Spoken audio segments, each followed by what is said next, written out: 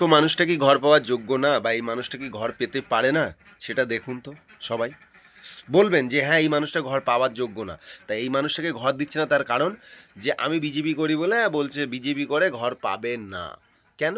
তুমি বিজেপি করো ভাই, বিজেপিতে ভোট দাও, তোমাকে রাজ্য সরকারের প্রকল্প কেন দেওয়া হবে?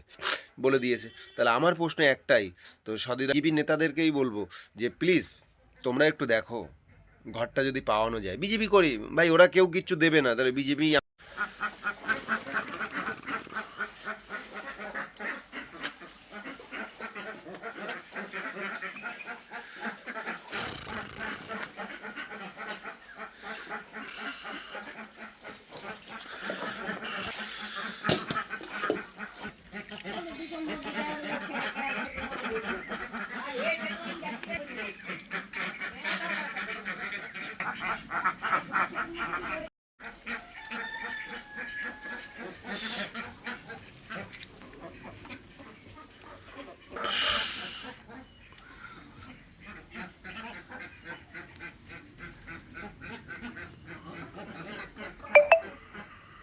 ভাই জানে ভাই, আমি বিজেপি করি বা বিজেপির একটা সৈনিক, বিজেপি করি, একটা বিজেপির সদস্য প্রায়, ঠিক আছে?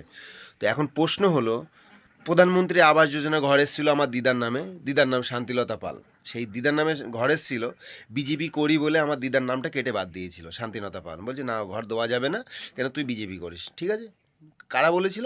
আমার লোকাল তৃণমূল নেতারা বলেছিল, ঠিক আছে? এই